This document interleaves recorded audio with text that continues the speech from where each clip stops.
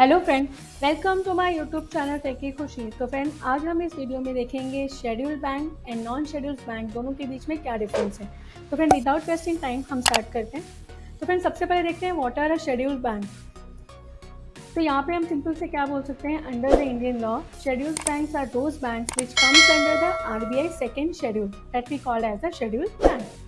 Even हम बोल सकते हैं कि ऑल कमर्शियल बैंक है वो क्या होता है, हमारे शेड्यूल्ड बैंक होते हैं। फॉर एग्जांपल नेशनलाइज रहने दो, internationals, cooperative, regional rural banks, that's all banks comes under the scheduled bank. So I hope friend आपको शेड्यूल्ड बैंक क्लियर है। अब हम नॉन शेड्यूल्ड बैंक देख लेते हैं। तो बेसिकली नॉन शेड्यूल्ड बैंक को हम लोग क्या बोल सकते हैं, non scheduled bank is a bank which not comes under the RBI second schedule, उसको हम लोग क्या बोलते हैं, नॉन शेड्यूल्ड बैंक बोलते हैं as per the act 1934। And friend, हम बोल सकते हैं कि जो नॉन शेड्यूल्ड बैंक है वो लोग हम लोग किसके लिए सुटेबल होता है, ये स्मॉल स्केल बिजनेसेस के लिए नॉन शेड्यूल्ड बैंक सुटेबल होता है। तो फ्रेंड, आई होप आपको नॉन शेड्यूल्ड बैंक भी क्लियर है। अब हम इसके कुछ फ्यू डिफरेंसेस देख लेते हैं कि शेड्यूल्ड बैंक्स के एंड नॉन शेड्यूल्ड बैंक्स के। तो फ्रेंड देखते हैं यहाँ पे।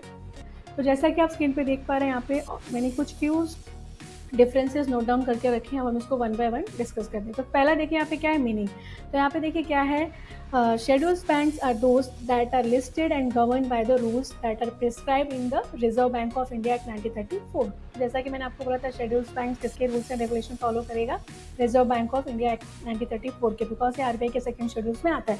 Where as non scheduled bank को हम लोग क्या बोल सकते हैं, the non scheduled banks are those that are exempt from the rules that govern and the stronger financial institution in India. ये आरबीआई के सेकंड शेड्यूल्स में आता ही नहीं है, तो वो फॉलो ही नहीं करेगा। देन सेकंड शेड्यूल में जैसे बताया, शेड्यूल्ड बैंक किसमें होता है, आरबीआई के सेकंड शेड्यूल्स में होता है। नॉन शेड्यूल्ड बैंक उसके सेकंड शेड्यूल्स में मेंशन नहीं होता। देन शेड्यूल्ड बैंक्स में यहाँ पे हमको रिजर्व रिक्वायरमेंट होता है, एटलीस्ट जो हमारा रिजर्व है वो 5 लाख से कम नहीं होना चाहिए। जबकि नॉन शेड्यूल्ड बैंक्स में हम लोग क्या बोल सकते हैं कि लेस देन 5 लाख से चलेगा, सब मैंडेटरी यहाँ पे नहीं है। देन शेड्यूल्ड बैंक्स को रिजर्व बैंक ऑफ इंडिया यानी आरबीआई के पास कैश रिजर्व रखना पड़ता है। वेयर एज यहाँ पे नॉन शेड्यूल्ड बैंक क्या करता है, वो अपने पास ही रिजर्व रखता है, वो आरबीआई के पास रिजर्व नहीं रख सकता।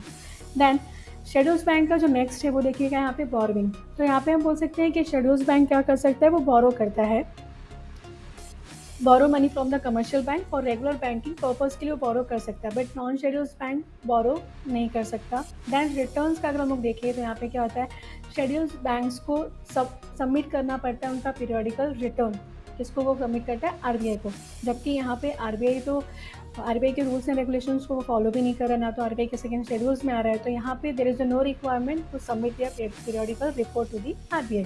देन लास्ट अगर हम देखेंगे तो यहाँ पे देखिए क्या है, membership of the clearing house. तो शेड्यूल्ड बैंक क्या होता है, शेड्यूल्ड बैंक के पास राइट्स होता है, वो मेंबर ऑफ क्लियरिंग हाउस हो सकता है। बट यहाँ पे क्या है, नॉन शेड्यूल्ड बैंक के पास ऐसी कोई भी राइट्स नहीं है कि वो मेंबर ऑफ क्लियरिंग हाउस बनेगा।